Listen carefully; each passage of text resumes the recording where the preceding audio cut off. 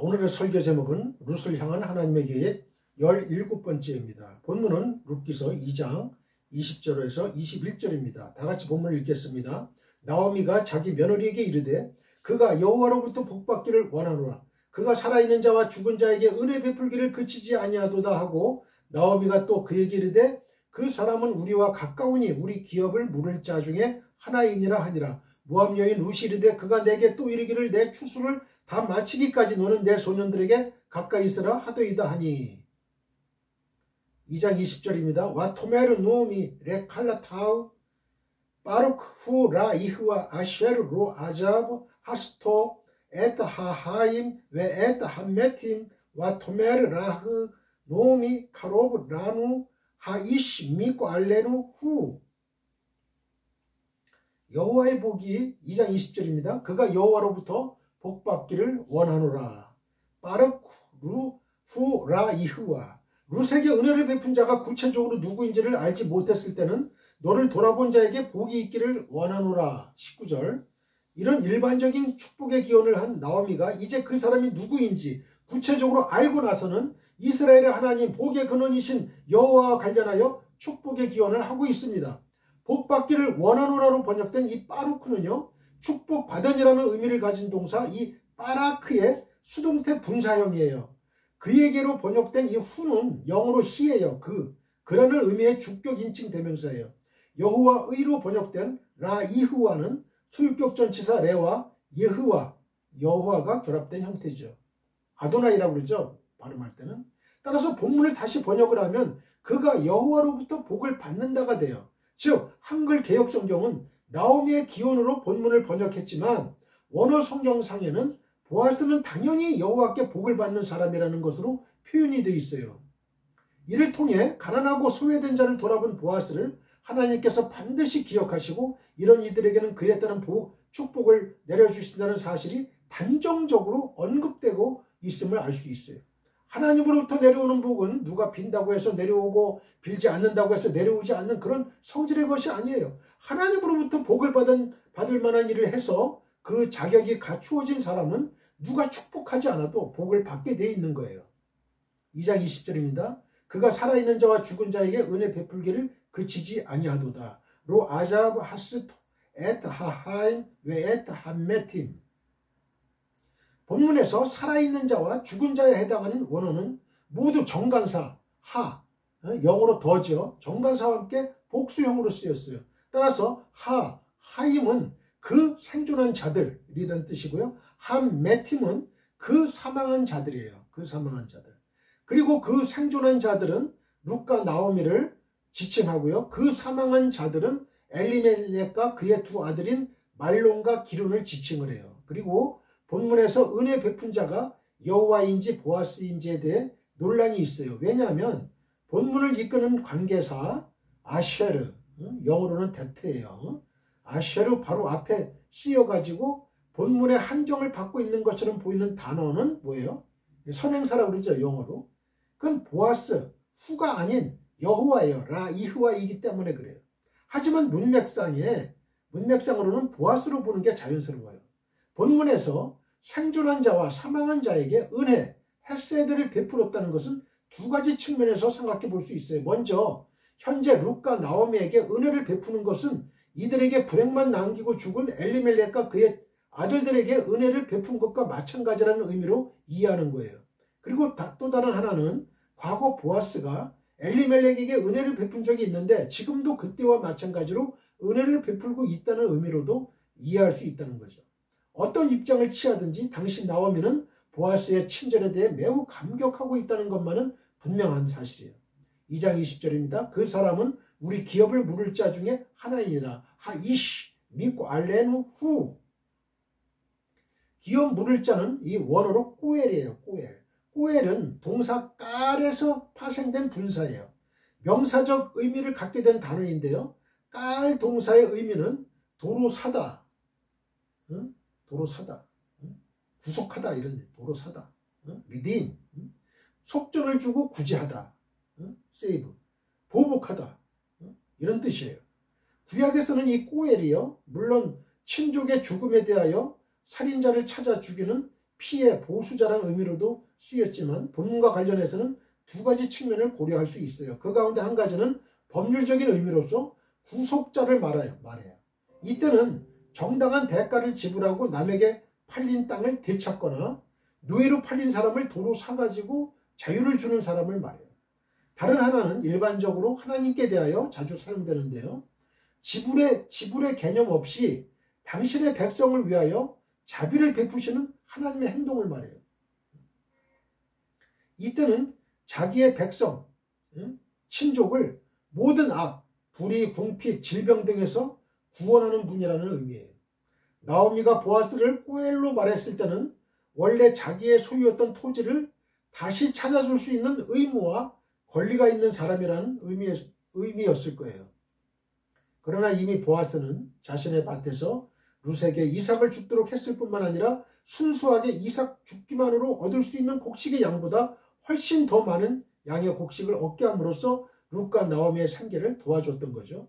보아스의 이와 같은 행동은 이미 궁핍과 가난이라는 악에서 나오미와 룻을 구속하는 꼬엘로서의 역할을 하고 있는 것이었어요. 때문에 보아스는 나오미와 룻에게 법률적 개념의 기업 물을 자일 뿐만 아니라 상대방을 위하여 자비를 베푸는 자라는 의미에서도 기업 물을 자가 되었던 것이죠. 하나님의 은혜는 시대와 상황을 초월하여 모든 믿는 자에게 미칩니다. 자, 저를 따라해 보세요. 하나님의 은혜는 시대와 상황을 초월하여 모든 믿는 자에게 미친다. 20절을 보면 나오미는 룻에게 보아스가 생존한 자와 사망한 자에게 은혜 베풀기를 그치지 아니한다고 했죠. 이는 보아스가 나오미의 죽은 남편과 아들들, 즉 엘리멜렉과 말론과 기론에게 은혜를 베풀었을 뿐만 아니라 그들이 죽은 이후에도 그들의 아내된 나오미와 룻에게 끊임없이 은혜를 베풀었다는 의미를 포함해요. 이처럼 엘리멜렉의 집안에 끊임없이 베풀어진 그 보아스의 은혜는요, 당신의 모든 백성에게 끊임없이 베풀어 주시는 하나님의 은혜를 예표하는 거예요. 즉 보아스가 엘리멜렉이 살았을 때뿐만 아니라 그가 죽은 이후에도 그의 집안에 은혜 베풀기를 멈추지 않았던 것처럼 하나님께서도 시대와 상황을 막론하고 당신을 믿는 모든 자들에게 은혜 베풀기를 멈추지 않으시는 거예요. 하나님께서는 결코 에덴 동산에 머물고 있었던 아담과 하와에게만 은혜를 베푸시는 분이 아니세요.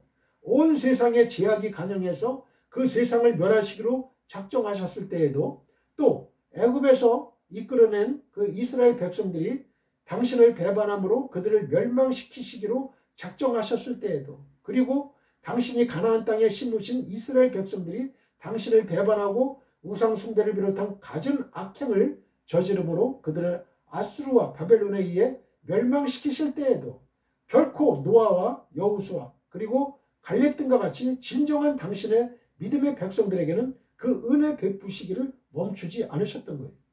정녕 우리 하나님께서는 그 어느 시대의 어떠한 상황 가운데서도 당신을 믿는 당신의 백성들에게 은혜 베푸시기를 멈추지 않으시는 자비로우신 분이세요. 아무리 종말이 임할지라도, 그래서 세상의 모든 것들이 멸망하게 된다고 할지라도 당신을 믿는 당신의 백성들에게만은 은혜를 베풀어 주셔서 그 멸망에서 벗어나게 하시는 분이시라는 거예요. 따라서 우리는 아무리 절망적인 상황 가운데 놓여 있을지라도 결코 두려워하거나 낙심해서는 안 되겠습니다. 우리는 어떠한 형편과 처지에서도 하나님만을 바라보고 그의 은혜를 구하는 자들이 되어야만 하겠습니다. 그러면 하나님께서는 당신을 믿는 우리에게 은혜 베푸시기를 멈추지 않으시고 우리를 그 모든 위험과 환난과 시험에서 건져내실 것입니다. 할렐루야! 로마서 3장 22절로 24절입니다. 곧 예수 그리스도를 믿음으로 말미암아 모든 믿는 자에게 미치는 하나님의 의인이 차별이 없느니라. 모든 사람이 죄를 범하였음에 하나님의 영광에 이르지 못하더니 그리도 예수 안에 있는 속량으로 말미암아 하나님의 은혜로 값없이 의롭다 하심을 얻은 자 되었느니라. 에베소 2장 7절로 10절. 이는 그리도 예수 안에서 우리에게 자비하심으로써 그 은혜의 지극히 풍성함을 오는 여러 세대에 나타내라 하심이라. 너희는 그 은혜에 의하여 믿음으로 말미암아 구원을 받았으니 이것은 너희에게서 난 것이 아니요 하나님의 선물이라. 행위에서 난 것이 아니니 이는 누구든지 자랑하지 못하게 함이라. 우리는 그가 만드신 바라 그리도 예수 안에서 선한 일을 위하여 지으심을 받은 자니 이 일은 하나님이 전에 예비하사 우리로 그 가운데서 행하게 하려 하심이니라. 아멘. 예수 그리스도는 우리의 기업을 물으신 가장 가까운 친족입니다. 자, 저를 따라해 보세요. 예수 그리스도는 우리의 기업을 물으신 가장 가까운 친족이다. 20절을 보면 나오미는 룻에게 보아스가 자기들의 근족으로서 가까운 일족으로서 기업을 물을 자 중에 하나라고 했어요. 여기서 기업을 물을 자란 이스라엘의 고엘 제도에 근거한 말이에요.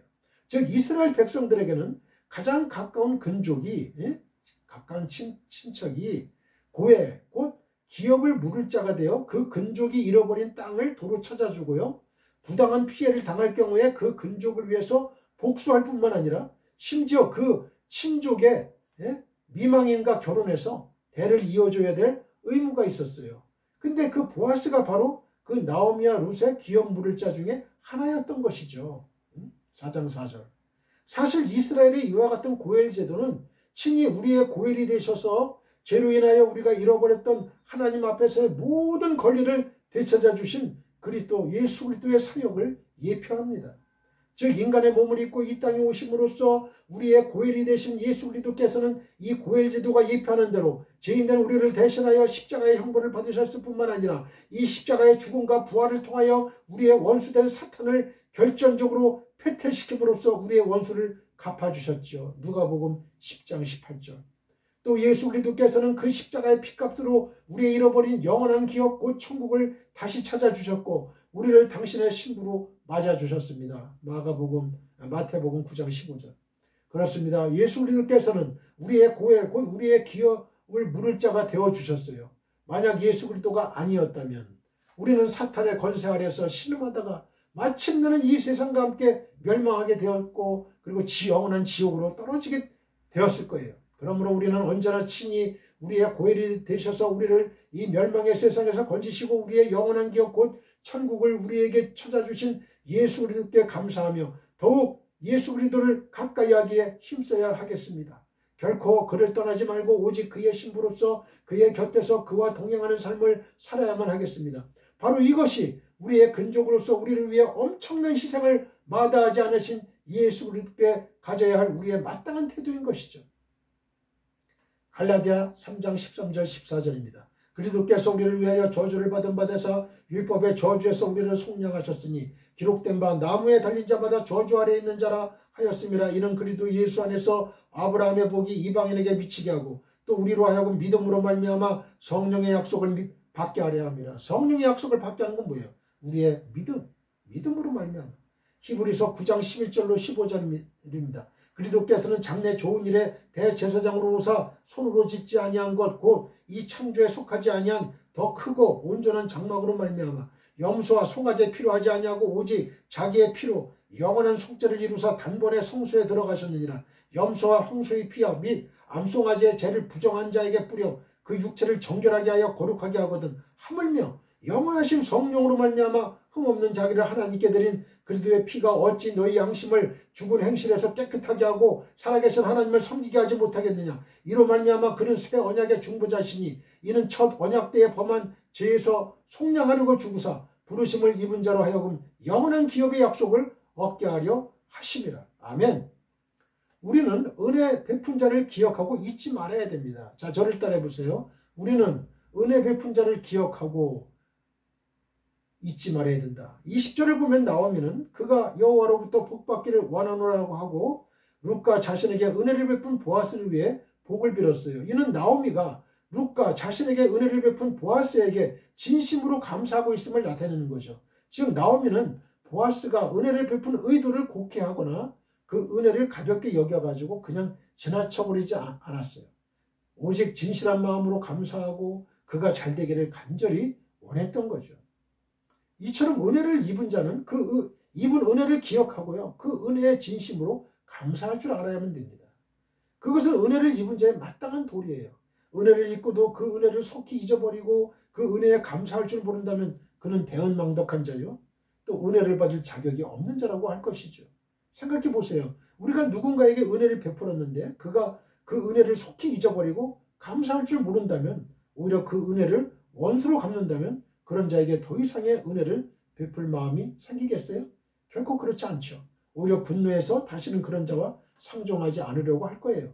이것은 하나님께 있어서도 마찬가지예요. 하나님께서도 당신께 은혜를 입고도 감사할 줄 모르는 자에게는 다시 은혜를 베풀지 않으실 뿐만 아니라 도리어 징벌을 내리셔가지고 그 패역함에 합당한 보응을 하십니다. 자기들을 종되었던 애굽 땅에서 인도해 내신 하나님의 은혜를 망각하고 그 하나님께 감사하기는커녕 오히려 배반해서 애굽 땅으로 돌아가려 했던 출애굽 제1세대 이스라엘 백성들을 보세요. 그들이 계속해서 하나님의 은혜를 받을 수 있었나요? 아니죠. 하나님께서는 그들에게 베푸시던 은혜를 중단하셔가지고 그들로 하여금 가나안 땅에 들어가지 못하게 하셨을 뿐만 아니라 40년간 광야에서 유리방황하다가 마침내 그 광야에서 소멸되게 하셨죠. 민수기 14장 1절로 45절을 보세요. 또 자신을 택하여 왕으로 삼으셔가지고 이스라엘의 10개 지파를 다스리게 하신 하나님의 은혜를 잊어버리고 하나님을 배반해서 베델과 단에 송아지 우상을 세웠던 여로보암은 어떻게 되었나요? 여로보암 역시 하나님의 은혜를 망각하고 베델과 단에 송아지 우상을 세워서 온 이스라엘 백성들로 하여금 범죄케 한 결과로 그의 아들 때에 그에게 속한 자들이 멸절되는 혹독한 징벌을 받았어요. 참으로 하나님의 은혜를 잊어버리고 감사할 줄 모르는 자는 더 이상의 은혜를 얻을 수 없을 뿐만 아니라 그와 같이 패역한 행위에 합당한 보응을 반드시 받게 되고야 마는 것이죠. 그러므로 우리는 은혜를 잊고 감사할 줄 모르는 패역무도한 자들이 되어서는 안 되겠습니다. 우리는 누구에게 은혜를 입었든지 그 입은 은혜를 항상 기억하여 감사하고 힘을 다해 갚으려고 노력하는 자가 되어야만 합니다. 특별히 우리는 죽을 운명에 처한 우리를 당신의 독생자까지 내어주시며 그의 십자가 희생을 통해 구원해 주신 하나님의 은혜를 잊지 말고 감사할 줄 알아야 돼요. 신명기 32장 1절로 6절입니다. 하늘이여 귀를 기울이라. 내가 말하리라. 땅은 내 입의 말을 들을지어다. 내 교훈은 비처럼 내리고 내 말은 이슬처럼 맺히나니 연한 풀 위에 가는 비 같고 채소 위에 단비 같도다. 내가 여호와의 이름을 전파하리니 너희는 우리 하나님께 의용을 돌릴지어다. 그는 반석이시니 그가 하신 일이 완전하고 그의 모든 길이 정의롭고 진실하고 거짓이 없으신 하나님이시니 공의로우시고 바르시도다. 그들이 여호와를 향하여 악을 행하니 하나님의 자녀가 아니요 흠이 있고 삐뚤어진 세대로다. 어리석고 지혜 없는 백성아, 여호와께 이같이 보답하느냐? 그는 내 아버지시여 너를 지으신 이가 아니시냐? 그가 너를 만드시고 너를 세우셨도다. 누가복음 17장 17절로 19절입니다. 예수께서 대답하여 이르시되 10사람이 다 깨끗함을 받지 아니하였느냐? 그 9은 어디 있느냐? 이 이방인 외에는 하나님께 영광을 돌리러 돌아온 자가 없느냐 하시고 그에게 이르시되 일어나 가라. 내 믿음이 너를 구원하였느니라 하시더라. 아멘. 2장 21절을 봅니다. 모압 여인 루시 이르되 그가 내게 또 이르기를 내 추수를 다 마치기까지 너는 내 손님들에게 가까이 있으라 하더이다 하니 와 토멜 루트 한 모압이야 감 키 아말 엘라임 한네아린 아셔 리 디드바킨 아드임 킬루 콜 하카칠 아셔 리. 2장 21절입니다. 모압 여인 루시 루트 한 모압이야. 70인역 시리아 사본 구라틴역에서는 모압 여인이란 뜻이 있는 이 한 모압이야에 대한 번역을 생략을 했어요. 이는 불필요한 중복이라고 생각했기 때문이에요. 이는 모압 여자라는 말이 이 루시란 이름과 더불어 사용된 경우에는 앞에서도 자주 나왔죠. 이것은 루시 이방 여인이라는 것을 강조하는 기능을 하는 그 표기임과 동시에 룻의 성과 이름에 대한 완전한 표기였어요. 일반적으로 이스라엘 사람들을 완전한 이름으로 부를 때에는 그 사람의 이름에 아버지의 이름을 덧붙였어요.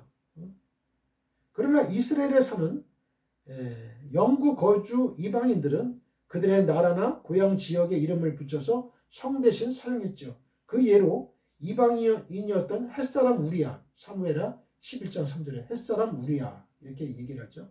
또 가드 사람 이때, 사무엘하 15장 19절 이렇게 이방인이었던 사람들은 이렇게 자기 나라나 고향 이름을 붙여가지고 성 대신 사용했다. 이스라엘 민족에게는 이방인들의 가문이나 지파가 중요하지 않았기 때문에 이름 앞에 아버지 이름이 아닌 지역 이름을 붙였던 거예요. 따라서 모압 여인 룻이라는 표현은 필요 없는 반복이 아니에요. 룻의 완전한 이름이에요. 보아스에게 기대 이상의 배려와 사랑을 받은 룻이 다름 아니라 유대인들에게 매우 경멸을 당하고 있는 모압 족속 출신이라는 사실을 부각시키려는 저자의 의도가 반영된 거예요. 2장 21절입니다. 그가 내게 또 이르기를 감 키 아마르 엘라이 깜, 키로 시작되는 이 본문은요, 감탄과 강조를 나타내는 표현이에요. 히브리어에서는 어떤 내용을 특히 강조할 때 키에 감탄사나 부사를 첨가해요. 여기서는 깜이 사용된 거죠. 깜. 룻은 나오미가 한 말을 통해서 보아스가 자신들의 가문과 친족 관계에 있는 사람이라는 걸 알았어요. 또 보아스가 베푼 호의를 다시 한번 떠올리게 됐죠. 그래서 룻은 나오미에게 보아스가 말한 내용을 추가해서 보고할 뿐만 아니라 보아스가 왜 그런 행동을 했는지 이제야 알겠다는 것을 강조의 형태로 표현한 거예요. 이와 같은 뉘앙스를 살려가지고 본문을 의역을 하자면 정말이에요? 그 사람은 내게 이것도 말했는데요? 가 되는 거예요. 2장 21절 내 추수를 다 마치기까지 아드 임킬 앳 콜 하카칠 아셰르리 본문에서 이 추수로 번역된 이 카치르는요. 카치르는 이스라엘에서 보통 4월에서 6월 사이에 있는 그 보리 추수와 밀 추수를 가리키는 거예요. 23절에 보아스는 룻에게 단 한 번의 이삭 죽기만을 허락한 게 아니에요. 추수 기간 내내 자기 밭에서 이삭 죽기를 하라고 허락한 것이었죠. 그리고 하루에 거의 5일 분량이나 되는 곡식을 얻어왔어요. 17절을 보면 추수가 다 끝날 때까지 이삭 죽기를 하라고 허락한 것은 적어도 1년 동안은 식량 걱정을 하지 않아도 된다는 걸 의미해요. 이처럼 보아스는 자기로서 할 수 있는 최대한의 인애를 사랑을 룻과 나오미 가정에 베푼 것이었죠. 다 같이 기도드립시다. 우리 모두 하나님 아버지께 기도드립시다. 하늘에 계신 나의 아버지시여 주의 성령님께서 오늘 이 방송을 시청하는 설교를 들은 지구촌 교회 모든 성도님들에게 믿음의 복을 주옵소서. 하나님의 은혜는 시대와 상황을 초월하여 모든 믿는 자에게 미칩니다. 예수 그리스도는 우리의 기업을 물으신 가장 가까운 친족임을 명심하게 하소서. 우리는 은혜 베푼 자를 기억하고 잊지 말게 하소서. 예수님의 거룩하신 이름으로 기도드립니다. 아멘. 지금은 우리 주 예수 그리스도의 은혜와 하나님 아버지의 극진하신 사랑과 성령님의 감화 감동 교통 역사하심이 지금 이 방송 예배에 참여하고 있는 모든 지구촌에 있는 성도님들과 그 가정과 직장과 사업장과 우리의 민족과 나라와 한국교회와 세계교회와 우리 사랑 성교회 위에 영원히 함께하기를 축원하옵나이다. 아멘.